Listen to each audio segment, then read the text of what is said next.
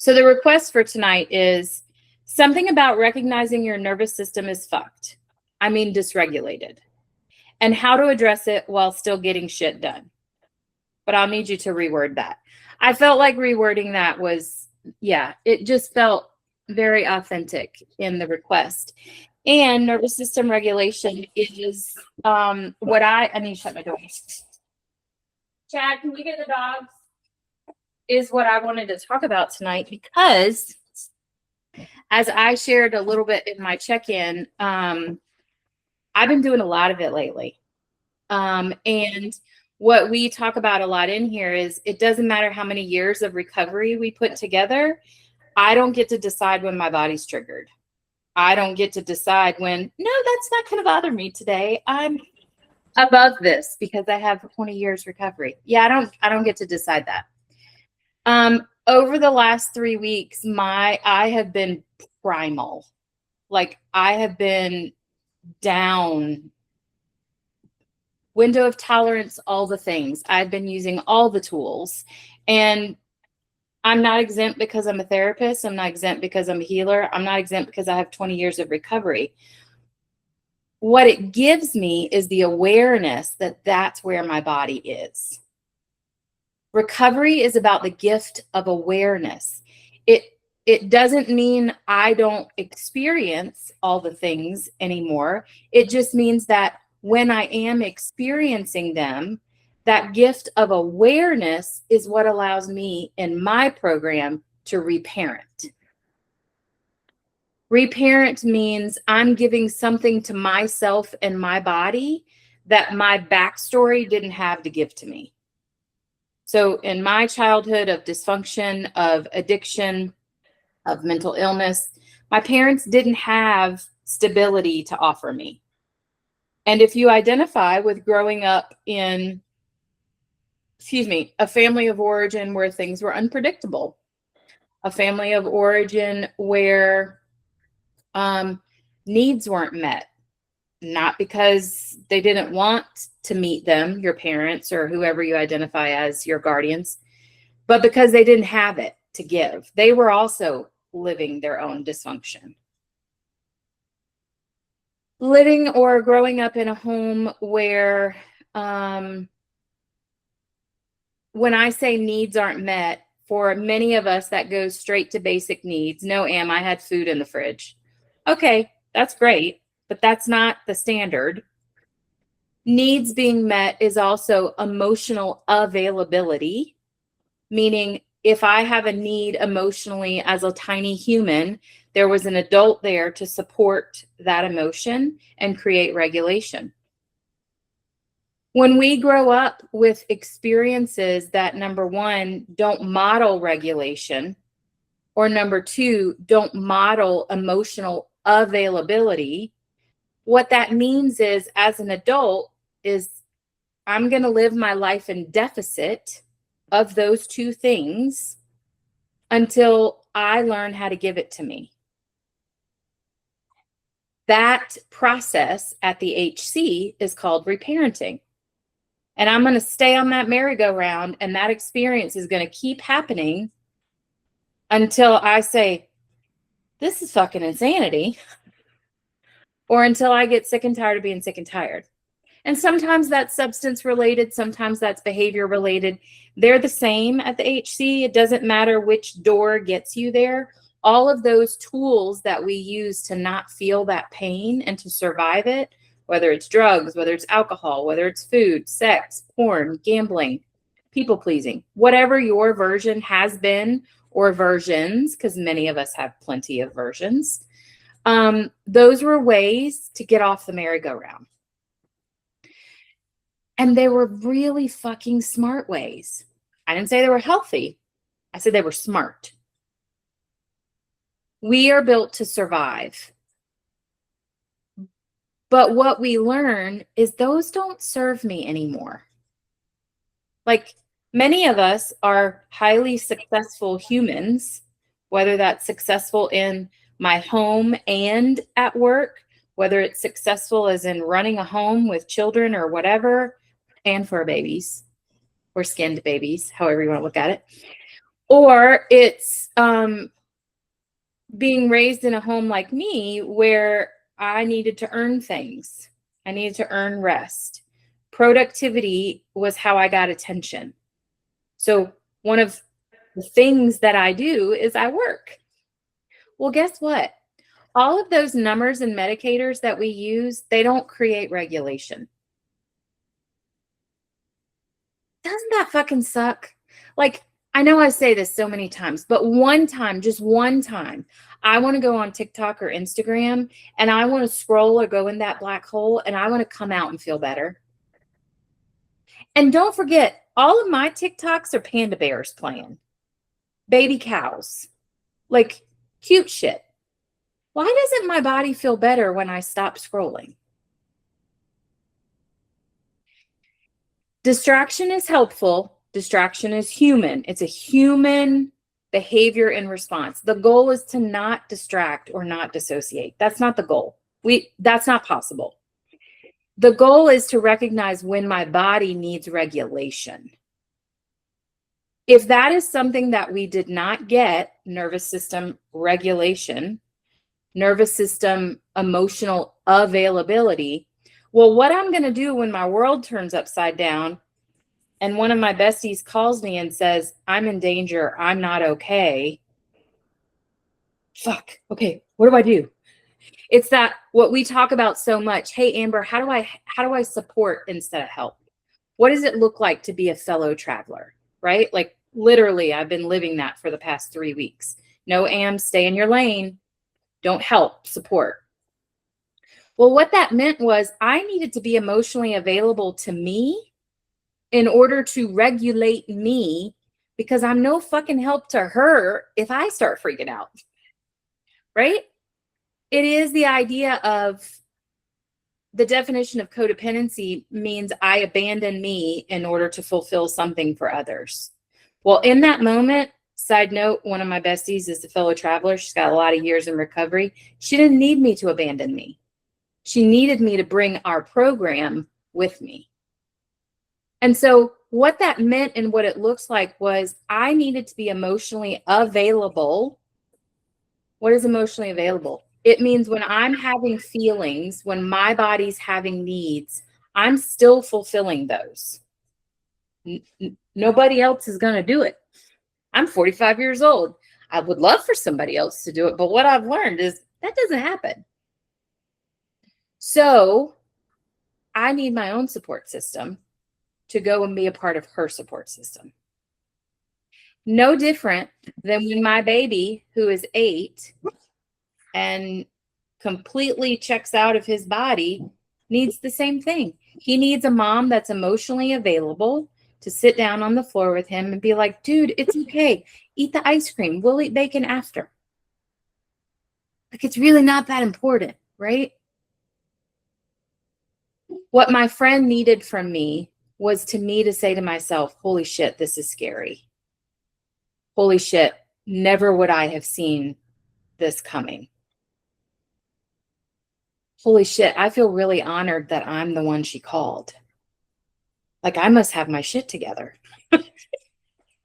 Somebody thinks I do. It was me acknowledging all the feelings.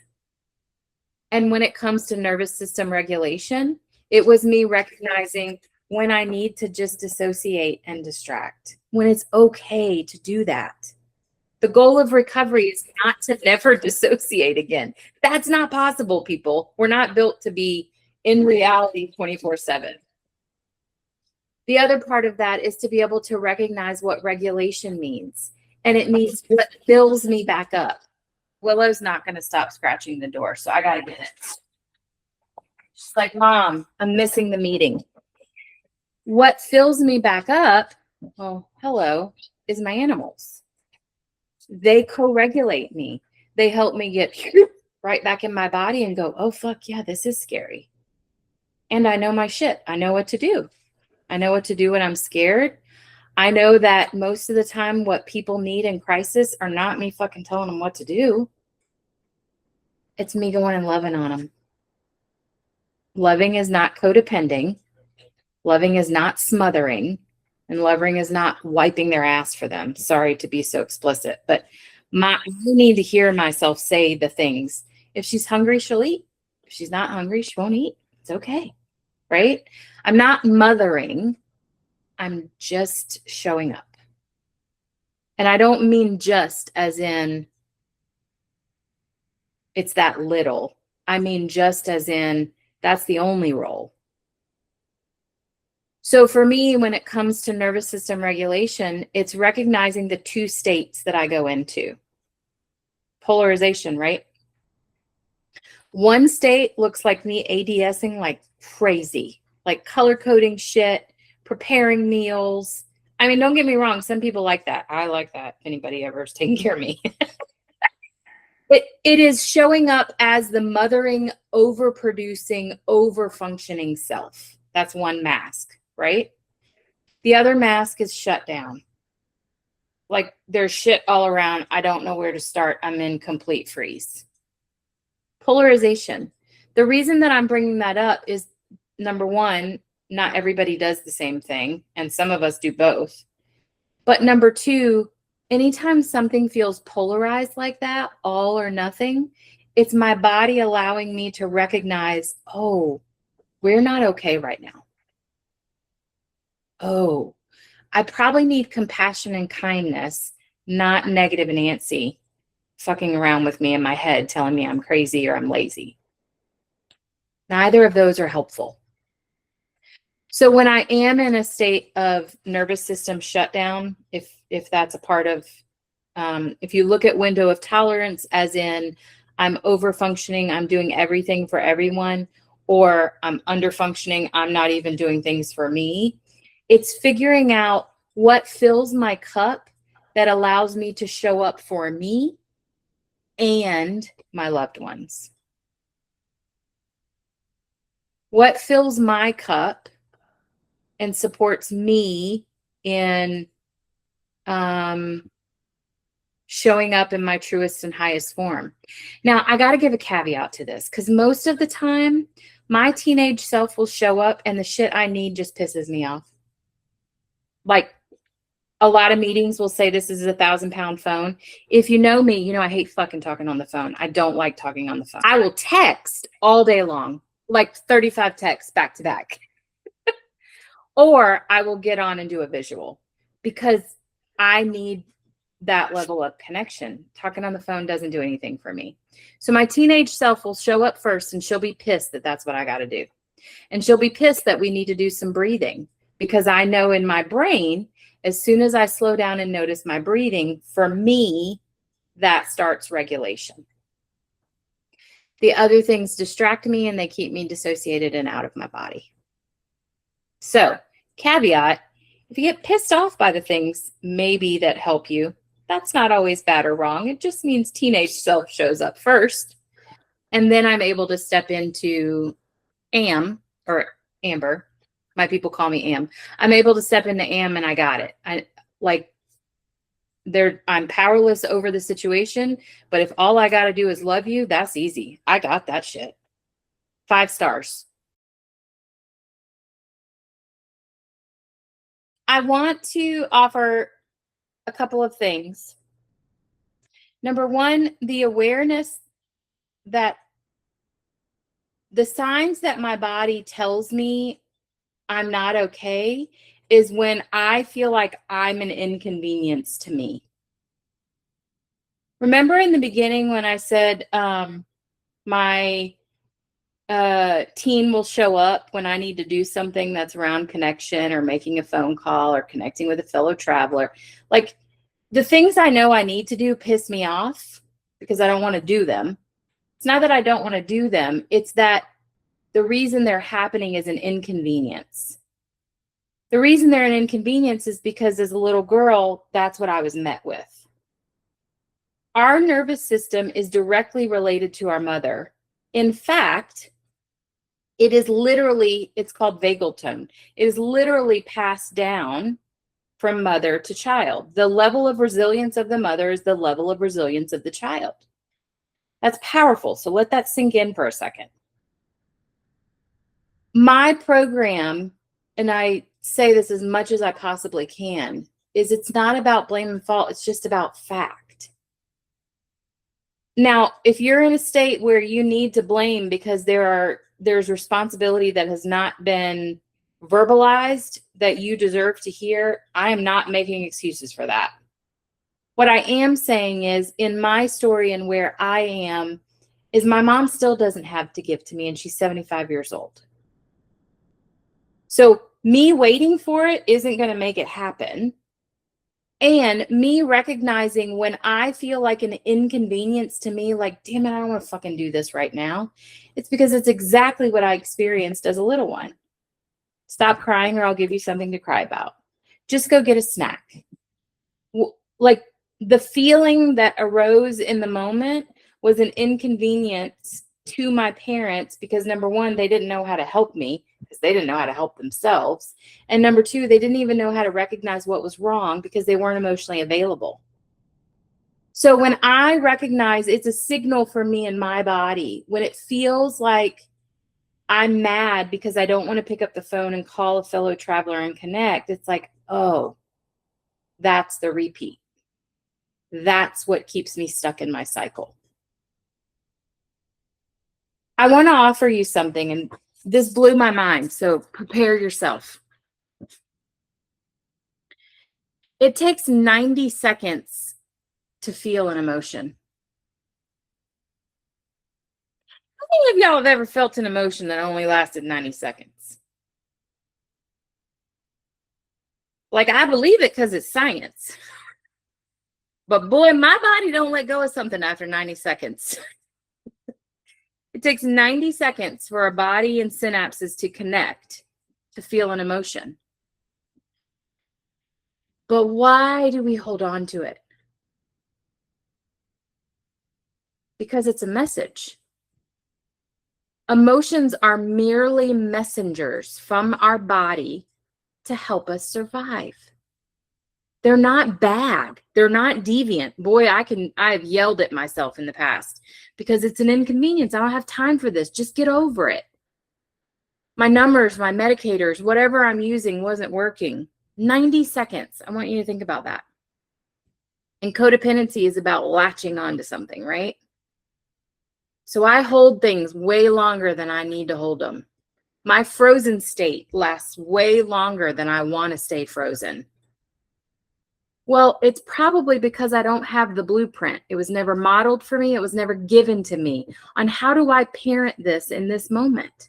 How do I give to me what I need? Well, one of the ways we do that is through guidelines. And one that you hear me say frequently, like I'll enunciate a lot, is I statements. And yes, I will explain. I statements are important for me to recognize where I end and you begin, because my recovery program is codependency. I need to recognize that I and you are not we. You don't know my story or have my experiences. We got a lot of shared stuff, but we are not the same. I statements aren't just important for pathology for detachment.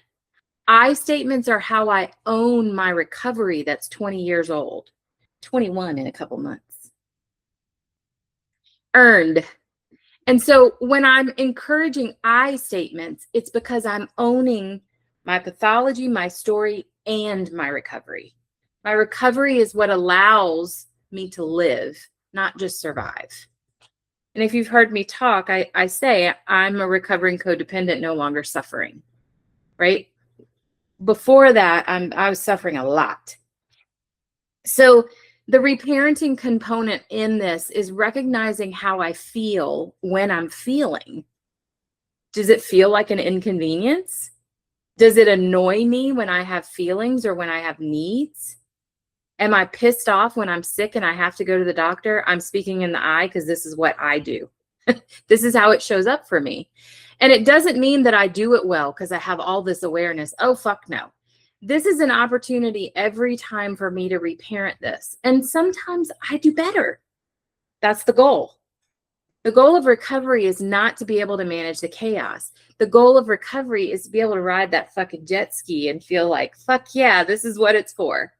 It's the glimmers. It's the moments where I feel joy in my body, because my 8-year-old rode a dolphin when we were in Florida. If you don't know my 8-year-old, he has major sensory issues, and it's huge. I felt joy in my body getting to watch him. That's what recovery is for. It's about being able to allow the joy and the peace, not needing to live in the chaos. So I really hope this was helpful for you guys.